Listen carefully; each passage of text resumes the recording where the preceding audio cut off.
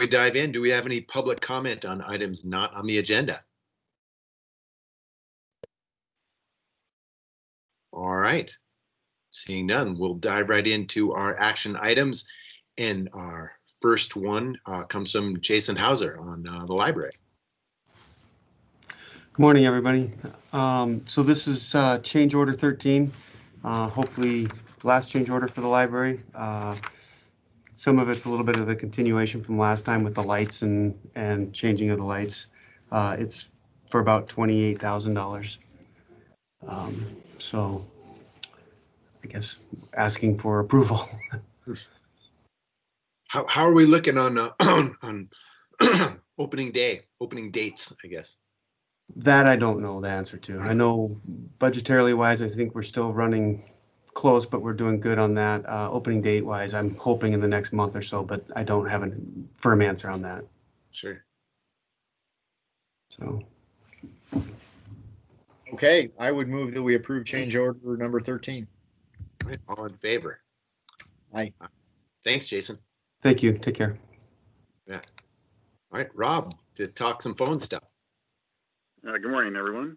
Yes, this item is for the support renewal of our telephony infrastructure and for Cerium to perform work on our behalf directly with Avaya, the product manufacturer, regarding support needs, licensing, and new solution implementation projects. While this current contract is slightly higher than last year, approximately $926, that's mainly due to the increased license count that we've added since last year. And Rob, this is accounted for in this fiscal year's budget? Yes, sir. Okay. Thanks. I would move that we authorize the chair to sign the agreement. Great, all in favor? Aye. Aye, thanks. One more quick thing. I also need to request the board to authorize myself to sign where applicable.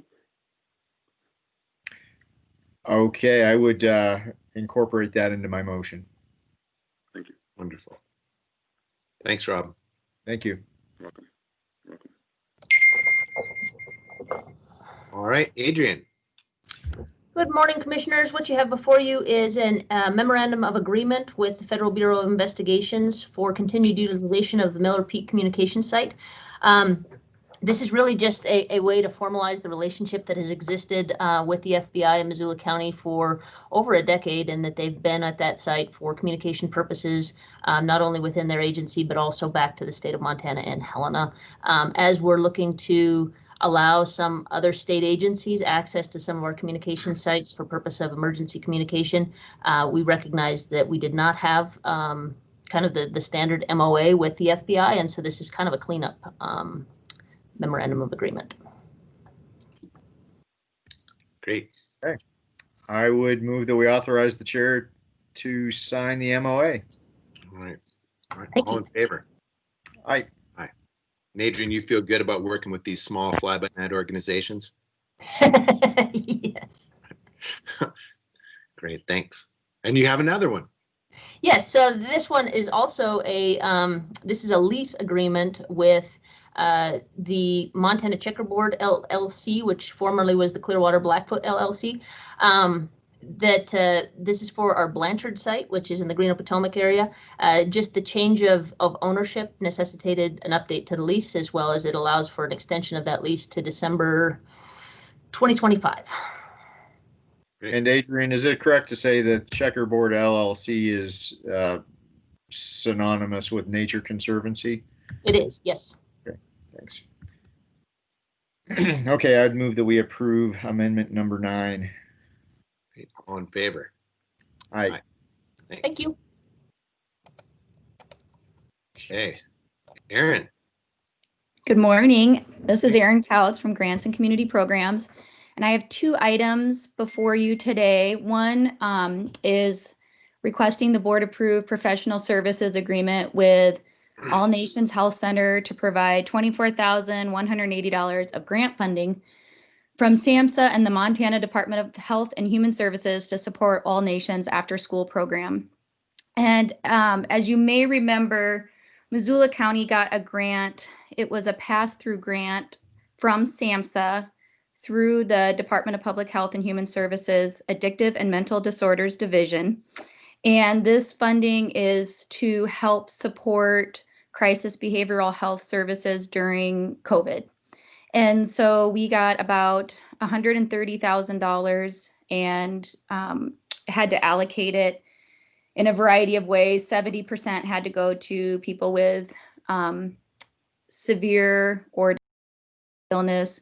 20% had to go to just anybody maybe needing additional mental health care. And then the final 10% had to go to people in the healthcare field who were needing services and because they were affected by COVID. And so this is 20% of the grant that is going to All Nations, and they have an after-school program. Unfortunately, they couldn't be here today to talk about it a little bit more, but it's the funding is going to help provide incentives for youth to go. It's going to help pay for a stipend for an intern who can work one-on-one with students who might need more of that one-on-one help. And then it's also going to help pay for some training for staff and also pay for PPEs and things like that. So that's that. Any questions? Fantastic. Erin, do you have any sense of how many kids they have in this program? Well, so this actually started when school started. I think they had 10 students involved last month, and then Ann Douglas, who's runs the program, she is going to be giving me numbers for last month. She's supposed to be getting them to me by tomorrow, so I'd be happy to share those with you when I get them. I'm just thrilled that it's happening. It's a modest amount of money, so can't be a ton of people, but it's great that they're doing it. Yeah, and they use a traditional approach, and so I know like they were working with choke cherries in September and making like pemmican and things like that. So getting kids really involved and with culture and giving them a great opportunity of something to do after school. So it's great. Mm-hmm. Yeah, thanks, Erin. I would move that we approve the PSA. All in favor? Aye. Great. So the next, I always feel like these motions are very long, but I'll read it, is to request the board approve professional services agreement with Laying Groundwork Development and Growth from the Inside Out Incorporated to provide $12,090 of grant funding from SAMHSA and the Montana Department of Health and Human Services to provide online resiliency classes for healthcare providers affected by COVID-19. And so Laying Groundwork is the for-profit arm of Red Willow, the Learning Center at Red Willow. And this, as I mentioned, with this COVID funding that we got from SAMHSA, this is that final 10% that has to be provided to healthcare providers affected by COVID. And so what we've done is we've partnered with Red Willow and Kathy Mangan, who's the director of Red Willow. And she's offering these resiliency classes specifically for healthcare providers. There's no cost, and it's all online. It's a 6-week class, group class, and then there's up to 3 weeks of one-on-one follow-up with her. These classes are typically, I think, like $300 a person. I mean, she does a sliding fee scale for anybody, but they're typically $300 a person, and we're being able to offer those at no cost. She has already started the first session, so we're going to do one this fall and one in the spring. And it filled up really fast. And that was just through me sending out an email to the hospitals and healthcare providers. So we were going to cap it at 25, and she opened it up to 30 people because of the high demand. So. Well, that's great. Do you have any questions about that program? No, glad we have the resources. Clearly there's a need, and a need far exceeding what we have available here. Yeah, and I think any way that we can support our healthcare providers and those frontline workers right now is obviously helpful. And I will say one thing that surprised me, that I think of healthcare workers as the hospitals and things like that, which obviously they are doing a great job. But we also heard from people working in nursing homes and the need for support with those folks. And so to me, that when we do offer it again in the spring, I'm actually going to do a little bit more outreach to them, because I think those are some of those frontline workers we kind of forget about sometimes. Glad you bring that up, Aaron. They've been hit really hard lately with a high number of deaths in a relatively short amount of time. And Yeah. it's got to have taken a toll on the people who work there, as well as the families, the folks involved. But for the people who see this, it's got to be a lot more than they bargained for when they took on these jobs. Yeah, absolutely. And would this be CARES Act reimbursable? And I'm just wondering, waiting until spring seems excruciatingly long for another opportunity like this. Is there an ability to bring another funding stream to bear and have a We can look second into it. fall session? I mean, it Yeah. seems like this. Maybe Well, Chris. the funny thing, and it kind of depends on Kathy's capacity because because of our success, Ravalli County is using our same program, and they're going to be offering it in Ravalli County to their providers. And it's Kathy's going to be starting that program after ours wraps up this fall.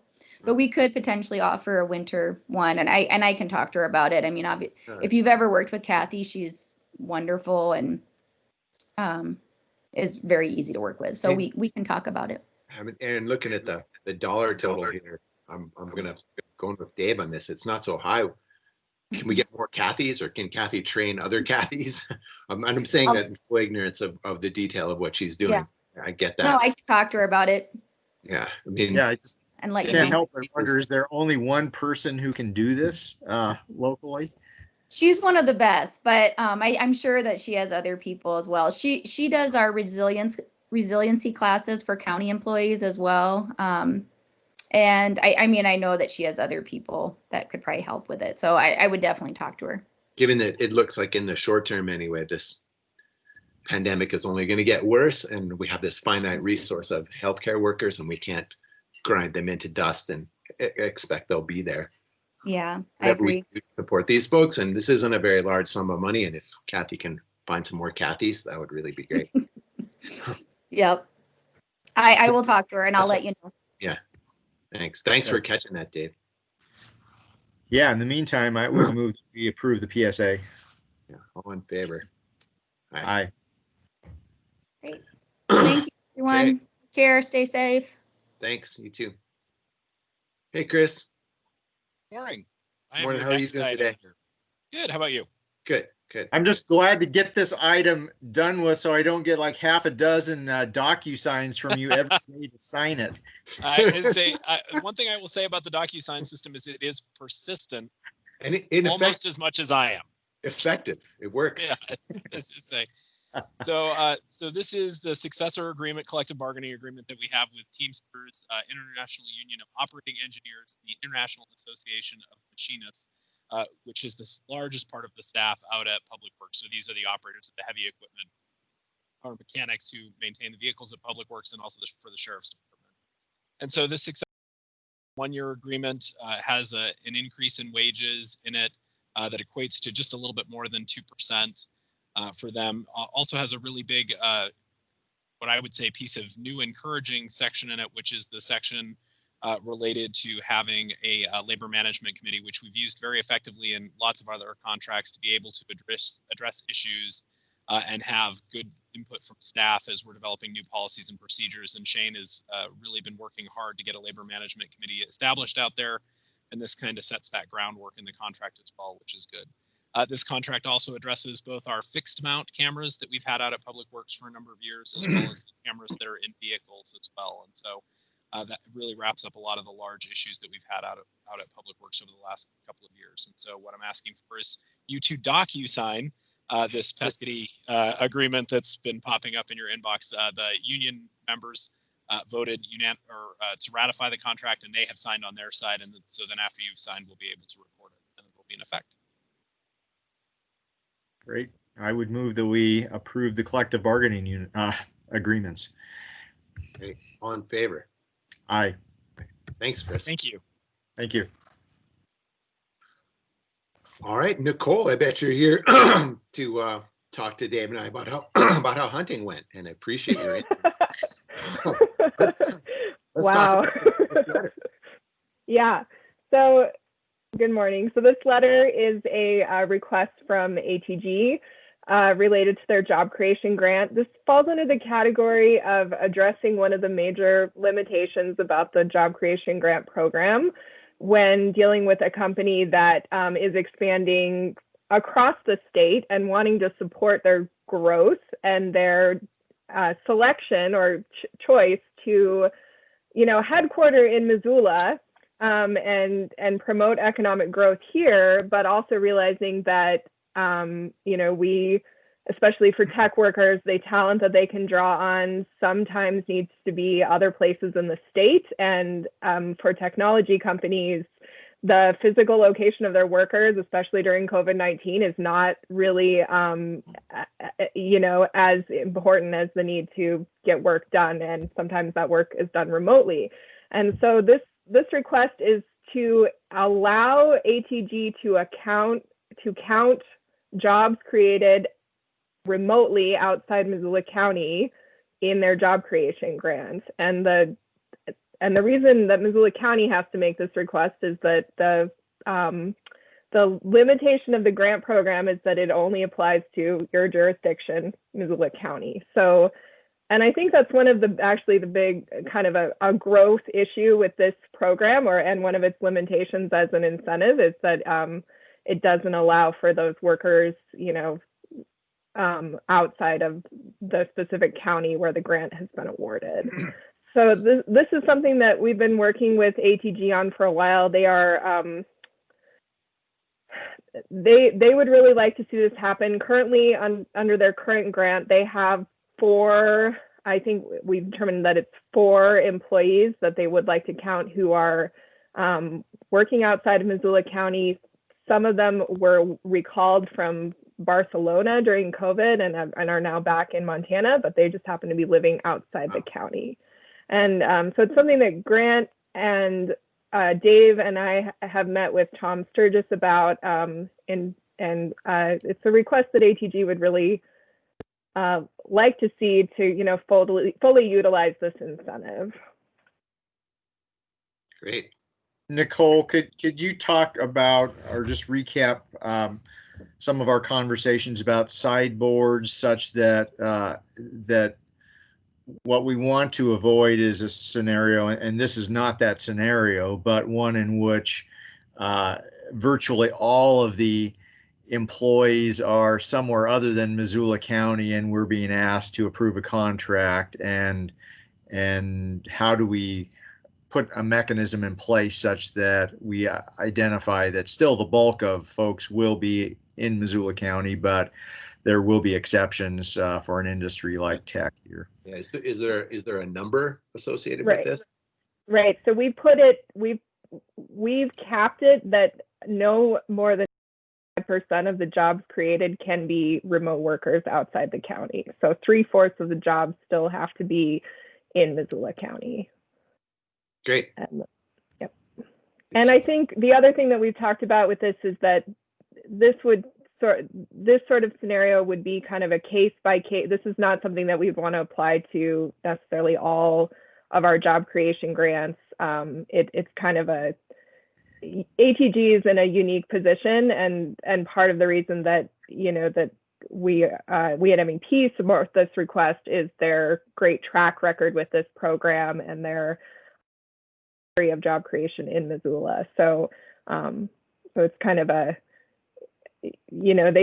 they have demonstrated great partnership with this program, and I think that's the reason that we're bringing this request forward. So it's not something I would ask for every grantee, nor would it be needed for every grantee. Great. It's just further incentive for us to make sure Missoula County remains wonderful, so people would actually want to live here, and affordable, so they actually can live here. Absolutely. Not that we needed any more inspiration on those fronts, and I'm glad to hear about the 25%. That's a good sideboard. Thanks, Nicole. Great. Yeah, so we'll be getting this to sign. Fantastic. Probably via DocuSign. What do you think? Which means it comes every 18 seconds. Okay. All right, I'm gonna guess. Thank you so much for coming by, Nicole. Thanks. Thank you. So I'm guessing Chris is going to lead us in this next discussion item.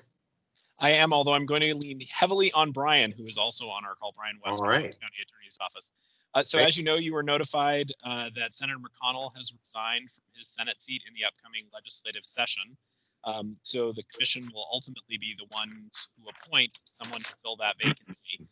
So I just wanted to have a brief discussion today and just kind of outline what that process will look like a little bit for you, and then find out if what we think the process will look like will meet with the commission's desires. So the Democratic Central Committee has 45 days from the time that they're notified of the vacancy to provide the commission with a list of 3 names.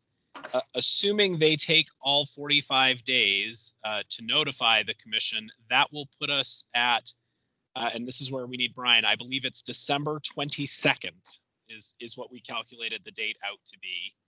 So That's correct, Chris. The week of Christmas is when your 15-day clock will start.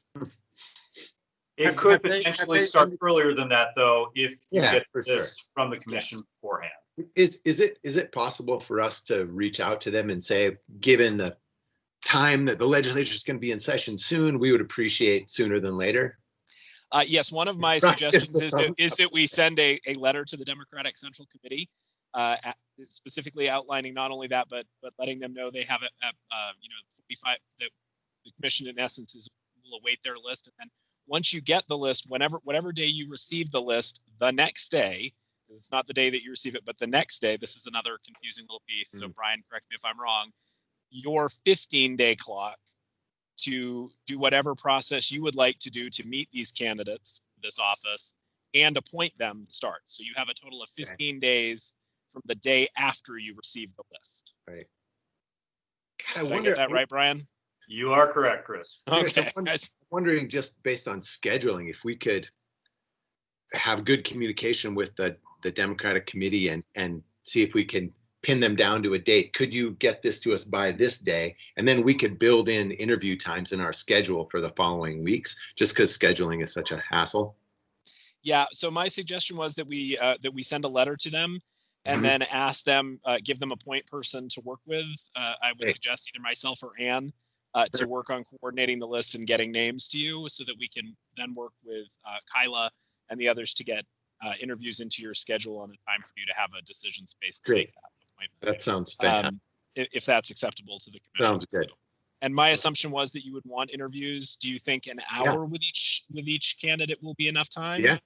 Yeah, more than adequate, I think. Okay, so we will work on doing that. Once we have the list of names, obviously we'll put those out in case the public would like to comment onto that. As you know, some of you may already be getting requests for folks that may or may not be on the list of names. We just don't know who that will be. So Kyla has done a great job of setting up a way for her to track those comments as they come in. So if you can just forward any that you get to that BC or universal BCC email address, that's to make sure everything gets to all 3 commissioners. She will track those throughout the process also, so you'll have those when you go to make your decision as well. Great. Chris, when was the last time that we appointed a legislator? I believe the last appointment, and please feel free to correct me, Ann, or anybody else who's on the phone who might have a better memory. I believe it was when Cynthia Wolken vacated her seat. I just wonder if we have kicking around what questions were posed at that point by the commission to the folks who were vying for the position. I'll do some looking around. I bet we do.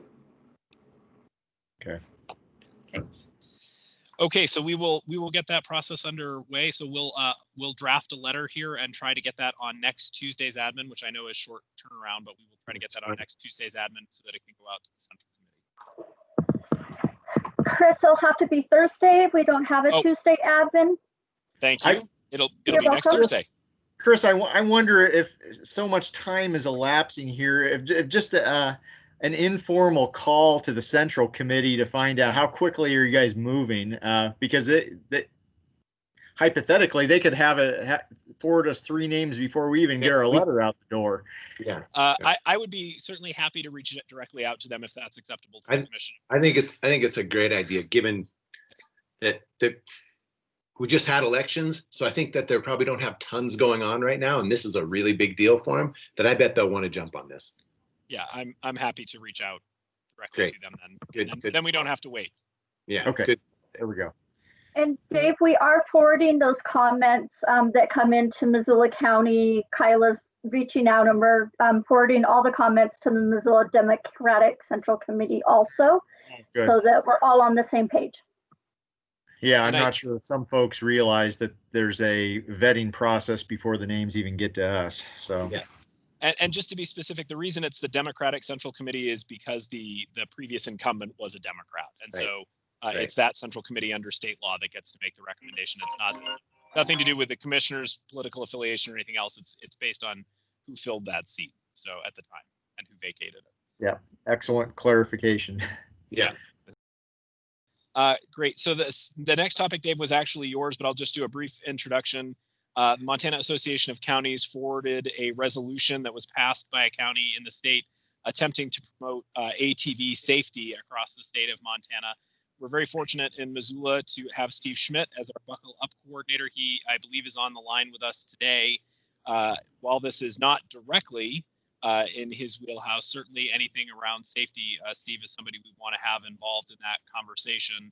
I did have ask the 911 center to run a very quick cursory look at about how many ATV accidents we've had over the last 2 years. The number they came up with was about 24 911 calls where ATV was involved in some kind of medical response related to injuries. And Steve may have more specific numbers around that, but the question was just whether the commission would like to contemplate kind of bringing this issue around ATV safety to the forefront by highlighting it perhaps at a Thursday public meeting in a formal resolution.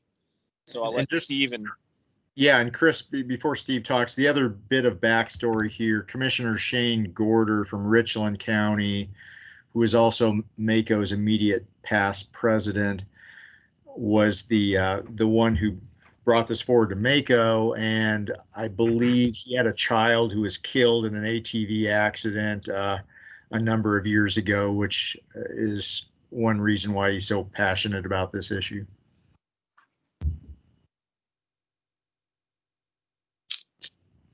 Steve, sorry to cut you off there.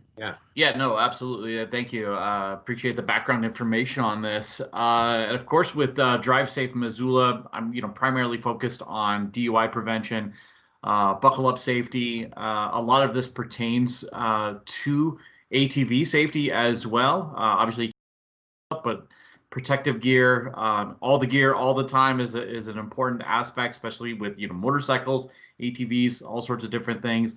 Riding them safely, without the use of alcohol is a key aspect. So I'm in 100% support of this and would love to, specifically on the drivesafemissoula.com website, help promote this issue in and around Missoula, just to make sure everybody's a little bit safer out there. Great. So commissioners, if you're supportive of that, then I would suggest we do it at a Thursday. We could probably do the resolution, and maybe because the resolution is quite long, because it highlights some great data and some great sites for folks to check out related to that. We might also do a small proclamation with it that might be a little shorter that you could actually read at your Thursday meeting before signing the resolution, if that sounds acceptable. And maybe try and get that on either before the end of the year or right as the year turns, if that timeline works, just because the Thursday meetings, as you know, get filled up with a fair amount of things, and so it takes a little bit more synchronization to get scheduling done. So it's good. Yeah, that sounds good to me. And Steve, if you have other ideas to create some synergy between us taking this action and your programming, let us know. I sure will.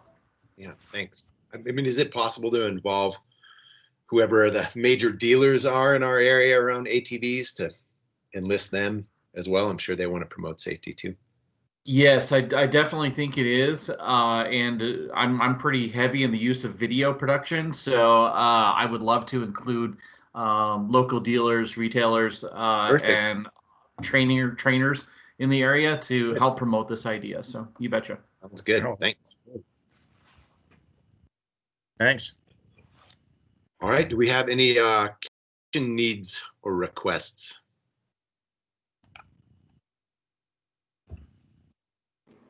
Allison is off today for a much needed couple-day break, which I Great. am thrilled about, and so I don't have anything.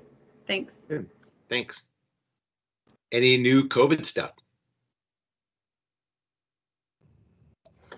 I don't have anything specific or new other than we did receive an extension for another 30-day approval from FEMA to continue non-congregate shelter. So that will take us into the middle of December.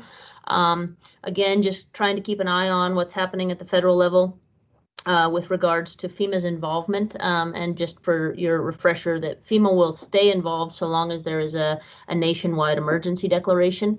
The current emergency declaration will take us to the end of January. Great.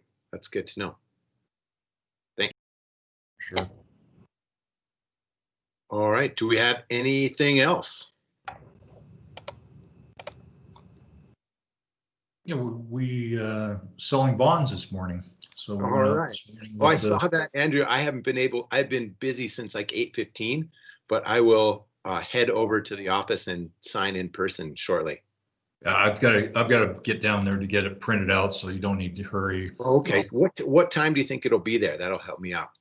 Well, we have our pricing call, our final pricing call with the underwriters at 11:30, and that should take about 15-20 minutes, and then I'll take off right after that and get it down there. If that works. Great. So by noon? Oh yeah. Okay. I'll be there by noon. Is this related to the fairgrounds, I take it? Yes. Yeah. Okay. This is the fairgrounds bond issuance.